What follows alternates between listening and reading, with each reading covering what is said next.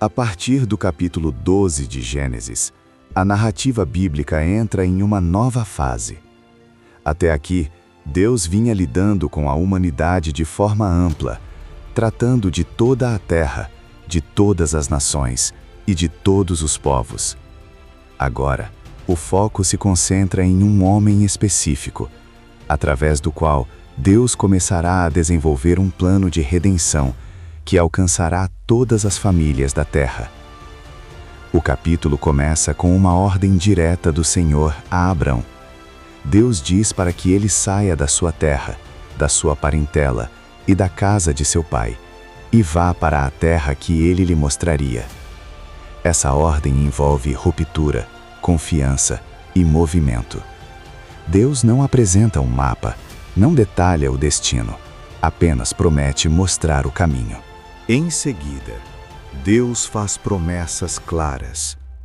Ele diz que faria de Abrão uma grande nação, que o abençoaria, engrandeceria o seu nome e que ele seria uma bênção.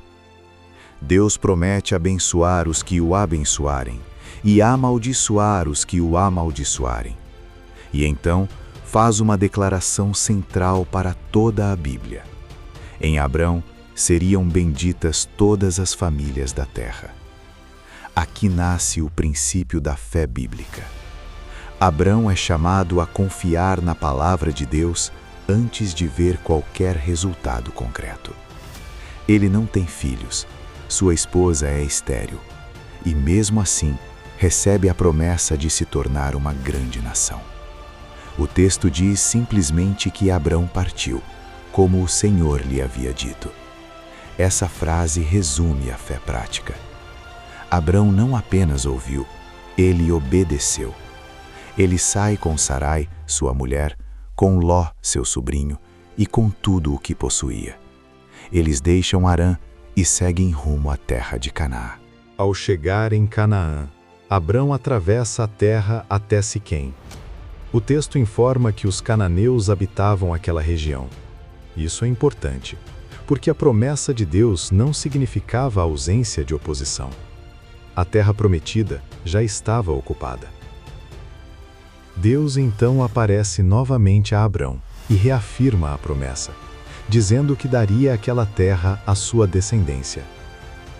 Abrão responde edificando um altar ao Senhor. Esse gesto se repete ao longo de sua vida.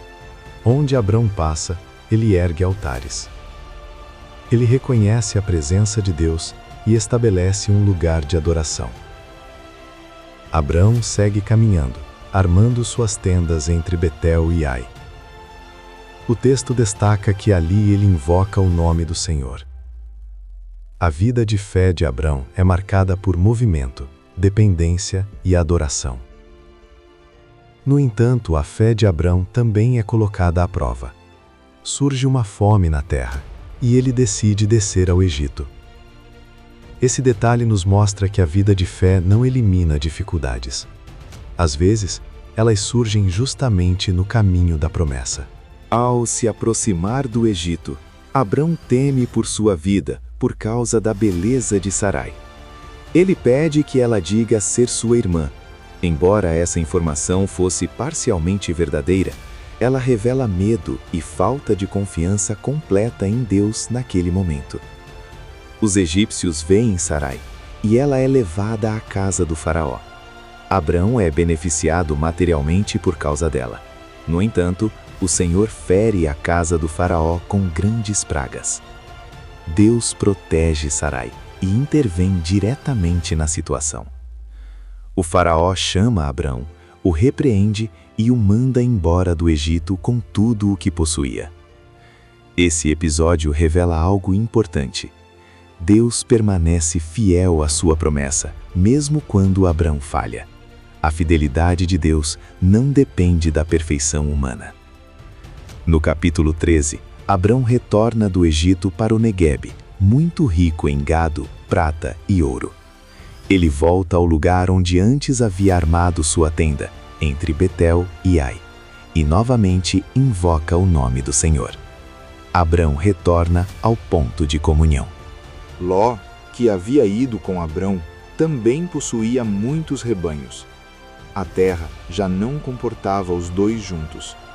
Surge então um conflito entre os pastores de Abrão e os pastores de Ló. O texto menciona novamente que os cananeus e os ferezeus habitavam a terra, reforçando que o conflito interno era ainda mais perigoso diante da presença de outros povos.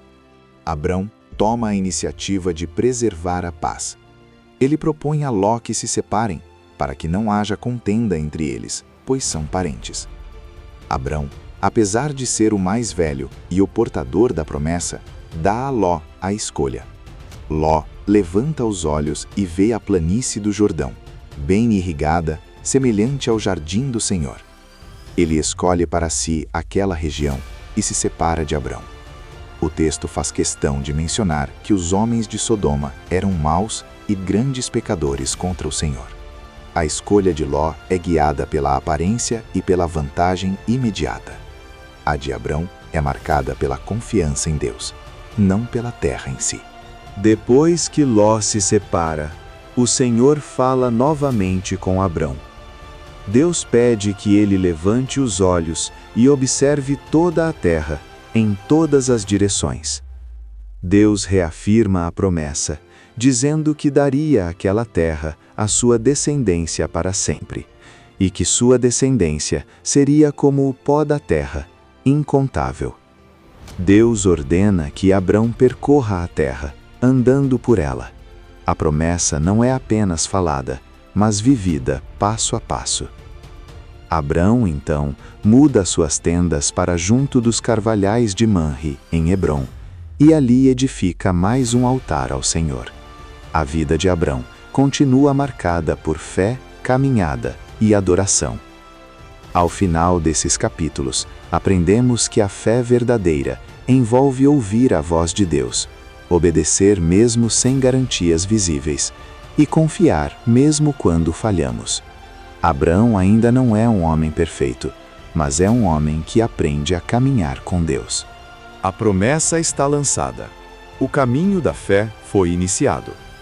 A partir daqui, a história de Abrão se tornará cada vez mais profunda, revelando conflitos, escolhas, quedas e, acima de tudo, a fidelidade de Deus. No próximo vídeo, veremos Abrão enfrentando batalhas, resgatando Ló e encontrando uma figura misteriosa chamada Melquisedeque, seguindo fielmente o texto de Gênesis.